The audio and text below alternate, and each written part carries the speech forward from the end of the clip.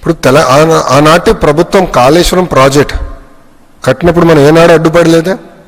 ఎందుకంటే గోదావరి మిగులు జలాలు సముద్రంలోకి వెళ్తున్నాయి.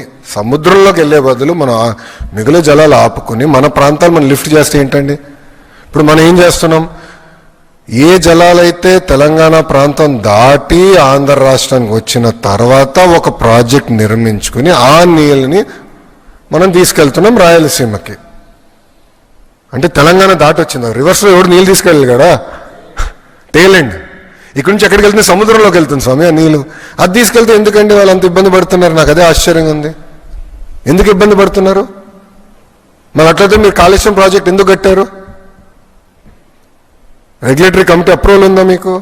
అరే మిగులు జలాల్ని మన సముద్రంలోకి పోయే జలాల్ని మేము లిఫ్ట్ చేసి మేము పెట్టుకున్నాం అంటే కావాలని ప్రాంతీయ విద్వేషాలు రెచ్చగొట్టి తెలుగు వాళ్ళ మధ్య చిచ్చు పెట్టడానికి ప్రయత్నిస్తున్నారు. ఎందుకంటే ఇవాళ ఎట్లా మాట్లాడుతుండ్రు? ప్రాంతీయ విద్వేషాలు రెచ్చగొడుతుండ్రు అని మాట్లాడుతుండ్రు. ఆనాడు మా రాష్ట్రం మాకు కావాలంటే ఆ రోజు కూడా ఇదే సెంటిమెంట్, ప్రాంతీయ విద్వేషాలు రెచ్చగొడుతున్నారు, తెలుగు ప్రజల మధ్య చిచ్చు పెడుతున్నారు అన్నారు. మా తెలంగాణ మాకు కావాలంటే కొట్టిన డైలాగే ఇవాళ కూడా అవే డైలాగులు కొడుతుండ్రు. ఏమని? మేము ఏమడిగినాము? గోదావరి నదిలో మా వాటా ఏందో మాకు కావాలి. 1480 టీఎంసీల మీద వరద జలాలు మిగులు జలాలు అసలు ఉన్నాయా? ఉంటే తెలంగాణ లెక్కెంత, ఆంధ్రప్రదేశ్ లెక్కెంత, మాకు పక్కకు పెట్టుండ్రి అంటే ప్రాంతీయ విద్వేషాలు రెచ్చగొడుతుండ్రు అంటుండ్రు. అంటే తెలంగాణలో ప్రజలు లేరు, తెలంగాణ ప్రజలకు కడుపు లేదు, తెలంగాణ ప్రజలకు తాగునీటికో సాగునీటికో పరిశ్రమలకో మూగజీవాలకో చేపలకో చెరువులకో మాకు నీళ్ళు అవసరం లేదా? నీ ఒక్కరికే కడుపు ఉందా? మా నీళ్లు మాకు రావద్దా? మా నీళ్లు మాకు కావాలి, మా హక్కు మాకు కావాలంటే ప్రాంతీయ విద్వేషాలు రెచ్చగొట్టరా అని మాట్లాడుతున్నారు. నీరు సముద్రంలోకి వెళ్తుంది, ప్రతి సంవత్సరం వెళ్తుంది. నీరు తెలంగాణ భూభాగం దాటి ఆంధ్ర భూభాగంలోకి వచ్చిన తర్వాత ప్రాజెక్ట్ నిర్మించి లిఫ్ట్ చేస్తున్నాం. ఓకే, అనుకున్న ఒక సంవత్సరం నీళ్ళు రాలేదని ప్రాజెక్ట్ ఖాళీగా ఉంటుంది. What is the problem? మిగులు జలాలు ఉన్నప్పుడే లిఫ్ట్ చేస్తాం కదా. మేము వెళ్ళి కాళేశ్వరం చిల్లు పెట్టాం కదరా స్వామి. ఏంటండి ఇది?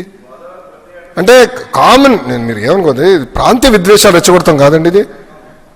ఇప్పుడు ఆ రోజు నిజంగానే తెలంగాణని ఇబ్బంది పెట్టాలనుకున్నప్పుడు కాళేశ్వరంకి అడ్డు తిరిగి ఉండొచ్చు కదా, వెళ్ళి గొడవ చేసి ఉండొచ్చు కదా, కేంద్రంతో పోరాడి ఆపిచ్చి ఉండొచ్చు కదా. చేయలేదు కదా మేము ఇలాంటి పనులు. ఎందుకంటే తెలుగు వాళ్ళు ఎక్కడున్నా హాయిగా ఉండాలి, కలిసికట్టుగా మనం పని చేయాలి. ఓకే, రాష్ట్రాలు విడిపోయినాయి, దట్స్ ఎ డెసిషన్.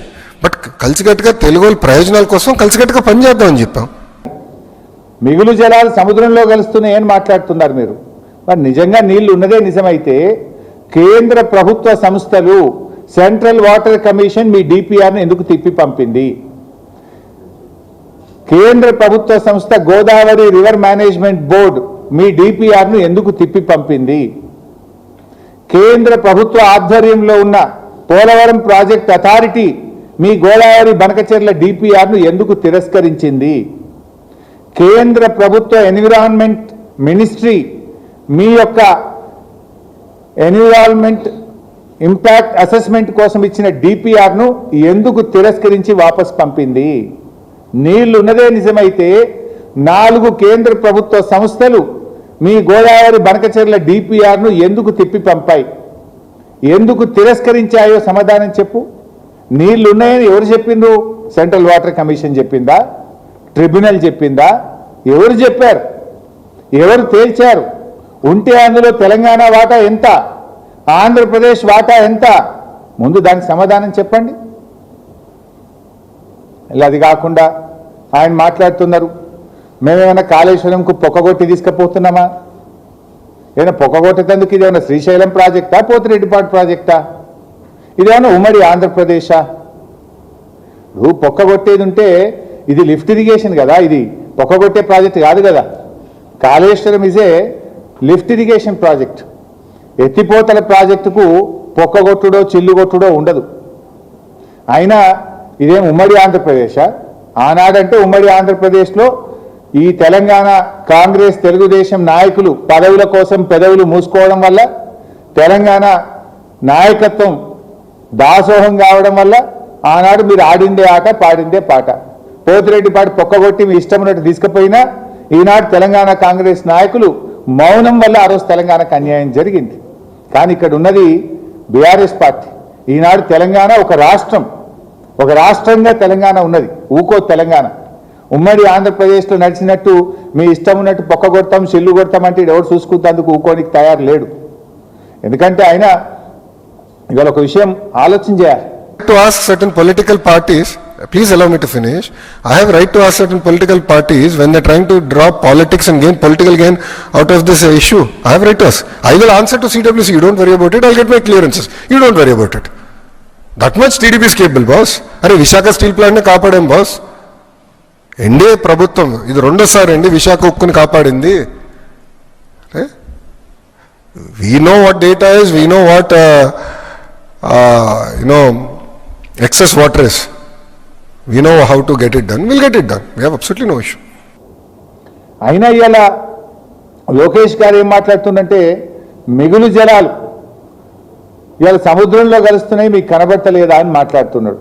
నేను అడుగుతా ఉన్నా లోకేష్ గారిని, ఇవాళ అసలు సాగునీటి జలాలపైన లోకేష్ది అవగాహన లోపం.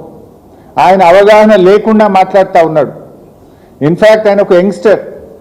నేను ఆయనకు చెప్పదలుచుకున్న ఏంటంటే భవిష్యత్తులో మీరు చెడగొట్టుకుంటా ఉన్నారు. అవగాహన లేకుండా మాట్లాడి ప్రజల ముందు అభాస్పాలైతా ఉన్నారు. ఒక అంతర్రాష్ట్ర విషయంలో కానీ ఒక నీళ్ల విషయంలో మాట్లాడేటప్పుడు ఆచితూచి మాట్లాడాలి, అవగాహనతో మాట్లాడాలి. అధికారం ఉంది కదా, మందబలం ఉంది కదా, కేంద్రం మా చేతిలో ఉంది కదా, రేవంత్ రెడ్డి మా చేతిలో ఉన్నాడు కదా, మేము ఏం మాట్లాడితే అది చెల్తుంది అనుకుంటే అది పొరపాటు.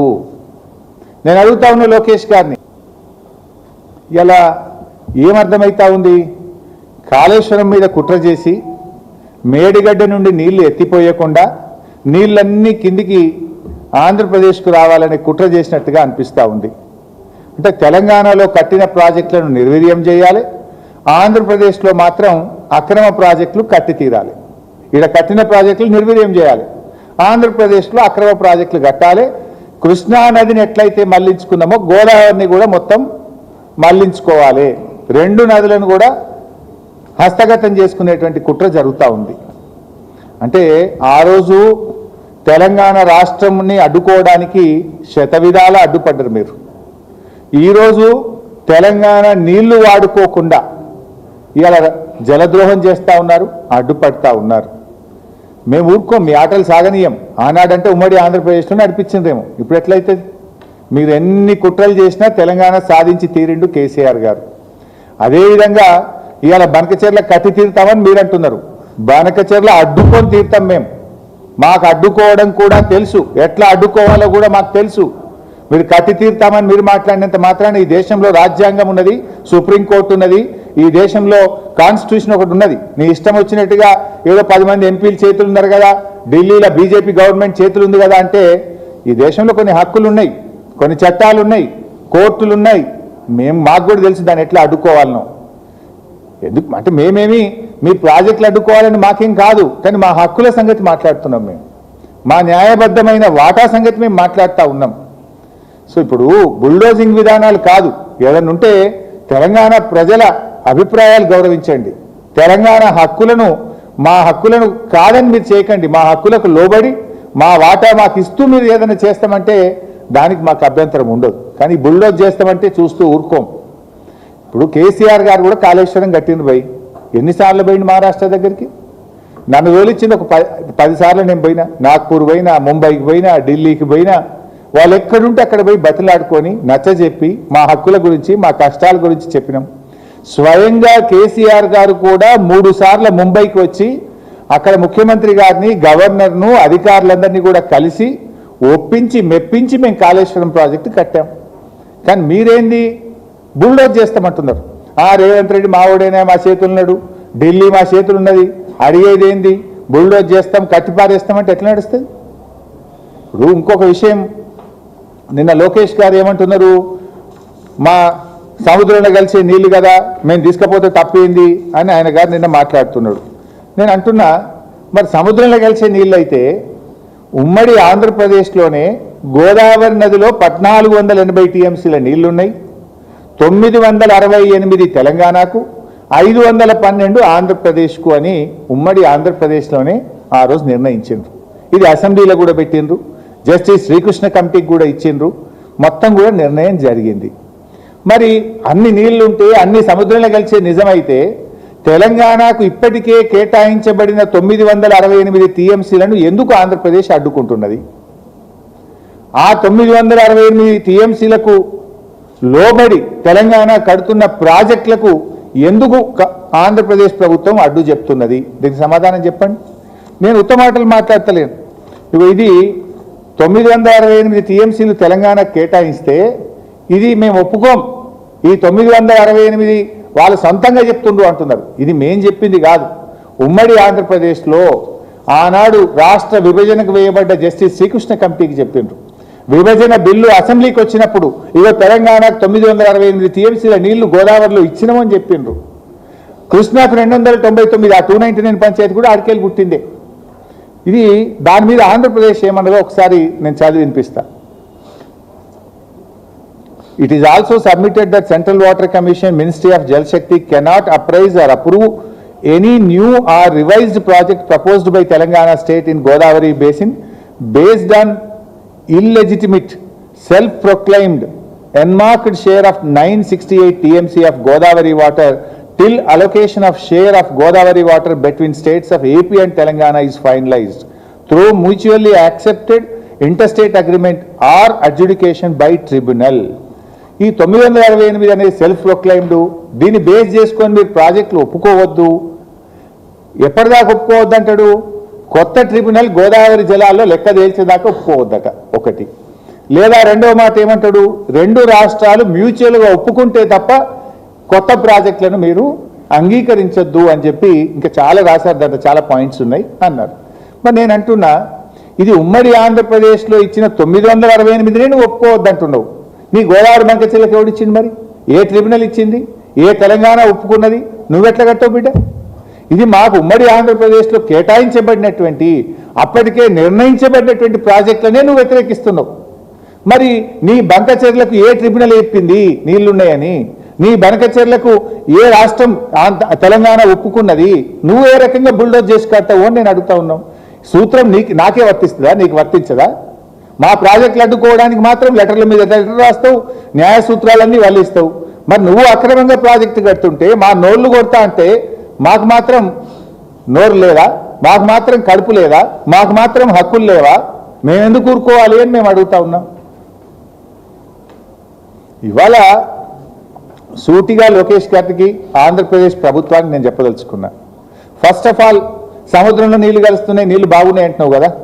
ఉమ్మడి ఆంధ్రప్రదేశ్లో 968 టీఎంసీలు తెలంగాణకు కేటాయించారు, దాన్ని అంగీకరించండి.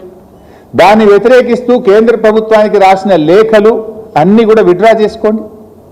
గోదావరి నది మీద తెలంగాణ కట్టిన ప్రాజెక్టులను వ్యతిరేకిస్తూ మా సీతమ్మ సాగరో, సమ్మక్క సాగరో, మా కాళేశ్వరమో, మా తుమ్మిళ్లనో అనేక ప్రాజెక్టులను వ్యతిరేకిస్తూ ఉత్తరాలు రాశారు. ఆ ఉత్తరాలన్నీ ఫస్ట్ విత్డ్రా చేసుకోండి. Point number 1. Point number 2, Godavari tribunal మరియు కృష్ణా ట్రిబ్యునల్, రెండు ట్రిబ్యునల్ కూడా ఏం చెప్పినాయి? గోదావరి నది నీళ్లను కృష్ణా నదికి మళ్లిస్తే నాగార్జున సాగర్ పై భాగంలో అంటే తెలంగాణకు నీళ్లు ఇవ్వాలని ట్రిబ్యునల్ అవార్డు ఉంది. ట్రిబ్యునల్ అంటే it is law of the land, supreme court తీర్పుకు సమానమైనటువంటిది. ఆ ట్రిబ్యునలే చెప్పింది ఆనాడు పోలవరంలో 80 టీఎంసీలు మళ్లిస్తే 45 నాగార్జున సాగర్ పైన, 21 కర్ణాటక, 14 మహారాష్ట్ర. 45 నాగార్జున సాగర్ పైన అంటే అవి మా మహబూబ్ నగర్ జిల్లా, మా పాలమూరుకు దక్కుతాయి కదా. అట్లే పోలవరం ఈ 45, ఇప్పుడు 200 తీసుకుపోతా అంటున్నావు. అదే రేషియోలో, అదే ప్రోరాటాలో 112.5 టీఎంసీలు మాకు రావాలి. ఆ 45 ఈ 112 అంటే 157.5 టీఎంసీలు మేము అడుగుతాం. ట్రిబ్యునల్ అవార్డు ప్రకారంగా, లా ఆఫ్ ద ల్యాండ్ ప్రకారంగా మాకు 157 టీఎంసీల నీళ్లను ఒప్పుకోండి, రాసియండి. ఎస్, మేము మళ్ళిస్తున్నాం కనుక ట్రిబ్యునల్ రూల్ ప్రకారంగా, ట్రిబ్యునల్ అవార్డు ప్రకారంగా ఈ 157 తెలంగాణకు దక్కుతాయి. మా పాలమూరు క్లియర్ అవుతుంది, మా దిండి క్లియర్ అవుతుంది, మా కల్వకుర్తి క్లియర్ అవుతుంది. మేము మా పాలమూరు, మా రంగారెడ్డి జిల్లాలు బతుకుతాయి కదా. మేము గొంతెమ్మ కోరికలు కోరతలేము, ట్రిబ్యునల్ అవార్డును ఒప్పుకోండి అంటున్నాం. సో ఫస్ట్ 968ను ఒప్పుకో. సెకండ్, గోదావరి మీద వ్యతిరేకించిన ప్రాజెక్టులను మీరు అన్నీ అంగీకరించి ఉపసంహరించుకోండి. 157.5 టీఎంసీలు కృష్ణా గోదావరి ట్రిబ్యునల్ అవార్డు ప్రకారంగా కృష్ణా నదిలో మాకు ఈ 157 టీఎంసీలు ఇవ్వడానికి ఒప్పుకోండి. ఇక 4వ పాయింట్ 1480 టీఎంసీలని బచావత్ ట్రిబ్యునల్ చెప్పింది. 1480 పంపకం అయిపోయింది. 968 తెలంగాణకు, 512 ఆంధ్రాకు. ఈ 1480 టీఎంసీల పైన ఇంకేమైనా నీళ్లు ఉన్నాయా? ఉంటే ఆ లెక్క ఎవరు చెప్పాలి? సెంట్రల్ వాటర్ కమిషను ట్రిబ్యునల్లో చెప్పాలి. ఆ లెక్క తేల్చండి. 1480 టీఎంసీల మీద ఇంకా గోదావరిలో నీళ్లు ఉన్నాయా లేవా అని లెక్క తేల్చి ఆ ఉన్న దాంట్లో గదే ప్రోరాట 65-35 ప్రకారంగా పంచుకుందాం. ఆ ఎన్ని నీళ్లు ఉన్నాయో లెక్క వస్తే 65-35 ప్రకారంగా తెలంగాణ నీళ్లు తెలంగాణకి, మీ 35లో నీ ఇష్టమనే కట్టుకో. ముందు లెక్క తేల్చాలి కదా. లెక్క తేల్చకుండా నేను కడతా అంటే తెలంగాణ ఊరుకోదు. మా హక్కులు తేల్చాలి.